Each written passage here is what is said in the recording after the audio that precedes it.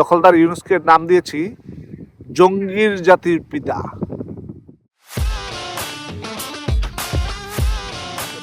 4 তারিখে Hizb ut Tahrir নিষিদ্ধ জঙ্গি সংগঠন হিজবুত তাহরিরের প্রধান সমন্বয়কদের একজন মাহফুজ আলম, বর্তমান সরকারের উপদেষ্টা, সে ফেসবুকে একটা পোস্ট দিয়েছে। সেই পোস্টটা ছিল এই বিষয়টা নিয়ে আরো অনেকবার কথা বলেছি, মব সন্ত্রাসের সম্মতি উৎপাদন করার চেষ্টা করতেছে, যেটা গত সপ্তাহে দখলদার ইউনূসের প্রেস সেক্রেটারি ডাস্টবিন শফিক আপনার এই মব সন্ত্রাসের জন্য কথা বলেছেন এবং বলেছেন যে মব সন্ত্রাসীদের পক্ষে কথা বলেছেন যে এটা মব না, এটা মব নয়, এটা বিক্ষিপ্ত জনতার আক্রোশ, এটাকে মব বলা যাবে না, আপনারা এটাকে মব বলে মিসলিডিং করছেন। ঠিক তেমনি এখন এই দখলদার ইউনূসের সরকারের একজন উপদেষ্টা নিষিদ্ধ জঙ্গি সংগঠন হিজবুত তাহরিরের প্রধান সমন্বয়কদের একজন, সে ফেসবুকে পোস্ট দিয়েছে যে এটাকে মব বলা যাবে না, এটা জুলাই আগস্টের স্পিরিট, ফ্যাসিস্টের বিরুদ্ধে, স্বৈরাচারদের বিরুদ্ধে জুলাই আগস্টের স্পিরিট, এটাকে মব বলা যাবে না। বাংলাদেশের জনগণ কতটা দুর্ভাগ্য তাদের যে একটা দেশের সরকারের একজন গুরুত্বপূর্ণ ব্যক্তি বা মন্ত্রী পর্যায়ের একজন ব্যক্তি মবকে, যারা সাধারণ জনগণ ক্ষমতা আইনের হাতে তুলে নেয়, সেটার জন্য তাদের শাস্তি দেওয়া হয়, কিন্তু তাদের কথিত সংগঠনের সদস্যরা যদি ক্ষমতা আইনের হাতে তুলে নেয় সেটাকে তারা নিজেরা করে প্রোটেক্ট করে, এটাকে আইনের হাতে তুলে নেওয়া বলে না, বলে প্রকাশ করে। দেখুন, আজকে কোনো সাধারণ জনগণ যদি একজন কারো গায়ে হাত তুলে, এটা আইন হাতে তুলে নেওয়া হয়। ঠিক তেমনি কথিত জুলাই আগস্টের জঙ্গি সংগঠনের কোনো ব্যক্তিবর্গ যদি আইন হাতে তুলে নেয়, সেটা জুলাই আগস্টের স্পিরিট। কি যে স্পিরিট, একবার চিন্তা করেছেন? এই মাহফুজ হলো নিষিদ্ধ জঙ্গি সংগঠন হিজবুত তাহরিরের একজন প্রধান সমন্বয়কদের একজন। এই সরকার যে জঙ্গি সরকার, সেটা আরেকটা উদাহরণ হইল আসিফ মোহাম্মদ ভূঁইয়া সজীব, সে ঢাকা সিটি কর্পোরেশন উত্তরের প্রধান প্রশাসক যাকে নিয়োগ করেছে এজাজ হিজবুত তাহরিরের প্রধান সমন্বয়কদেরও একজন। মাহফুজ আর এজাজ একসাথের ব্যক্তি। এজাজ যে হিজবুত তাহরিরের সদস্য এবং প্রধান সমন্বয়কদের একজন, এইটা নিয়ে সাংবাদিক জুলকার বরংবার এইটা প্রকাশ করেছে ডকুমেন্টাল ভাবে। জুলকারনাইন সামি বরংবার এটা ডকুমেন্টালি প্রকাশ করেছে যে এজাজ নিষিদ্ধ জঙ্গি সংগঠন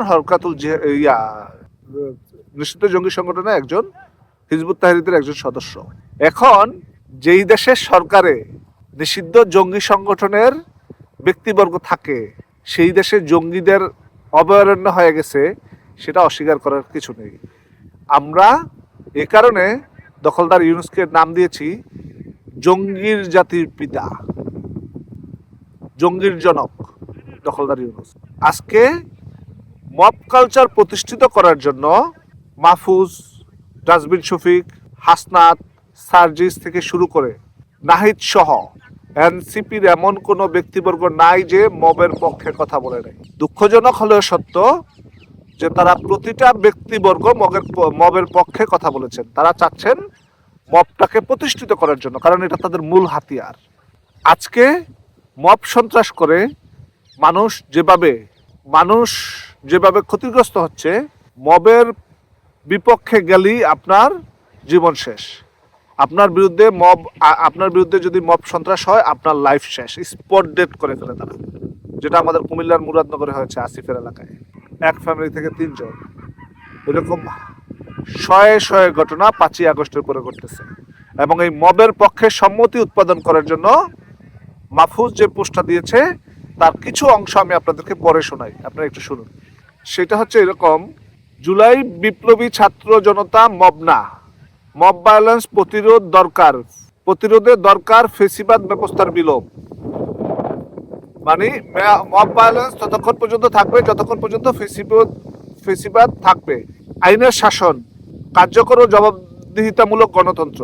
তার মানে মব এখন থেকে কন্টিনিউয়াসলি চলমান থাকবে তাদের সাথে। মব হচ্ছে তাদের হাতিয়ার দেশটাকে ধ্বংস করার জন্য, লম্বা সময় ক্ষমতায় থাকার জন্য।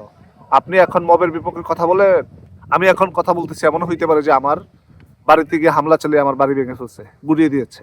দেখুন, আমরা কেউ কোথাও নিরাপদ নেই। আজকে আমরা দেশের বাইরে থেকে দেশের জন্য কথা বলতেছি, দেশে যেটা অন্যায় হচ্ছে, অবিচার হচ্ছে, সেটা নিয়ে ভয়েস তুলতেছি, ভয়েস রেজ করতেছি। আমরা নিরাপদ এখানে দেশের বাইরে থেকে, কিন্তু আমাদের পরিবার নিরাপদ নেই।